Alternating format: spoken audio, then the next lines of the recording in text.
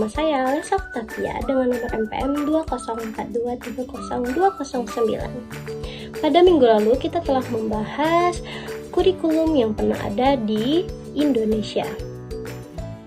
Tapi pada video kali ini saya akan menjelaskan tentang elemen-elemen kurikulum 2013 dan kurikulum Merdeka. Baiklah, yang pertama adalah elemen kurikulum 2013. Konsep kurikulum ini merupakan perpaduan antara hard skill dan soft skill, yang artinya tidak hanya memberikan bekal pengetahuan kepada siswa, tetapi juga keterampilan. Standar isi dan standar proses penilaian pembelajaran kurikulum ini yaitu menekankan kepada pendekatan saintifik atau pengamatan, dan buku yang dipakai juga berbasis kegiatan serta tematik terpadu.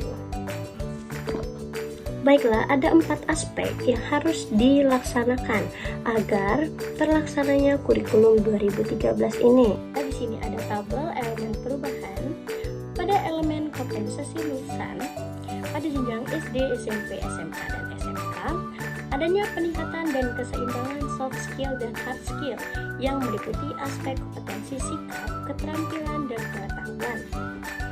Yang kedua yaitu elemen kedudukan mata pelajaran isi, kompetensi yang semula diturunkan dari mata pelajaran berubah menjadi mata pelajaran yang dikembangkan dari kompetensi. Dan yang terakhir yaitu elemen pendekatan isi. Kompetensinya dikembangkan melalui pada tingkatan SD yaitu tematik terpadu dalam semua mata pelajaran, pada SMP dan SMA yaitu mata pelajaran, pada SMK yaitu vokasional. Selanjutnya yaitu perubahan standar kurikulum. Standar kompetensi lulusan digunakan sebagai pedoman penilaian dalam penentuan kelulusan peserta didik dari satuan pendidikan. Standar kompetensi lulusan meliputi kompetensi untuk seluruh mata pelajaran atau mata kuliah, dan standar kompetensi lulusan mencakup sikap, pengetahuan, dan keterampilan. Nah, di sini ada tabel kompetensi lulusan secara holistik. Cakupan kompetensi lulusan secara holistik dapat dirumuskan sebagai berikut.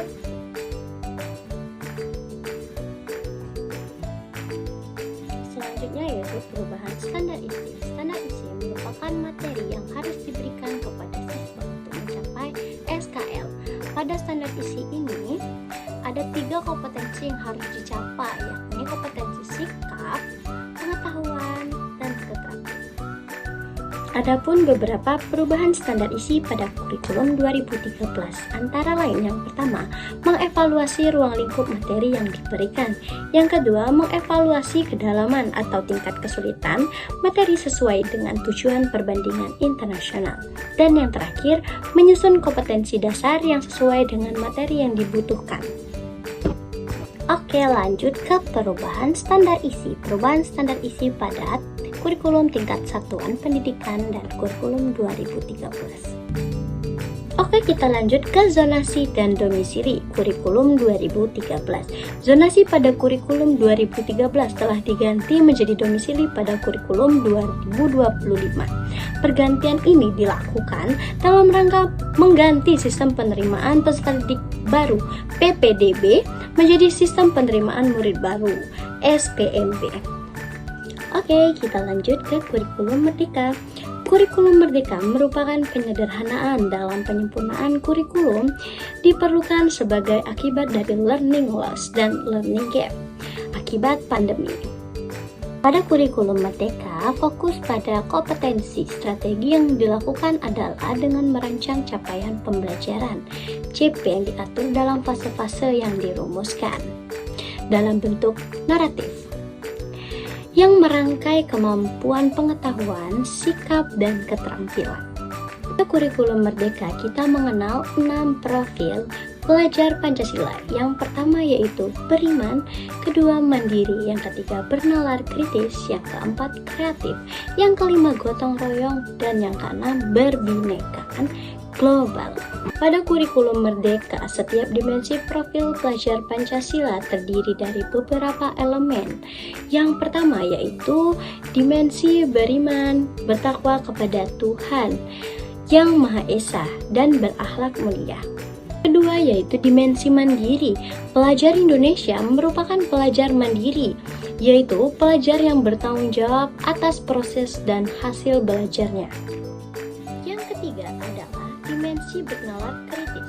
Pelajar yang bernalar kritis mampu secara objektif memproses informasi baik kuantitatif maupun kualitatif, membangun keterkaitan antara berbagai informasi, menganalisis informasi, mengevaluasi, dan menyimpulkannya. Yang keempat adalah dimensi kreatif. Pelajar yang kreatif mampu memodifikasi dan menghasilkan sesuatu yang bermakna dan berdampak. Dimensi gotong royong.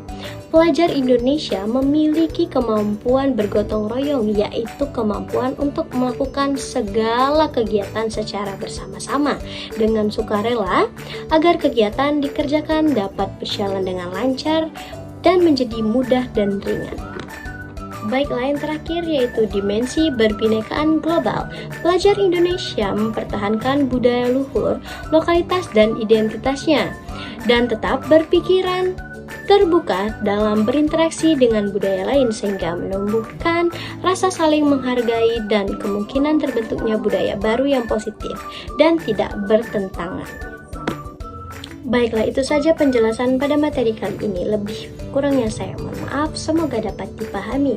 Saya akhiri, wassalamualaikum warahmatullahi wabarakatuh. Bye-bye.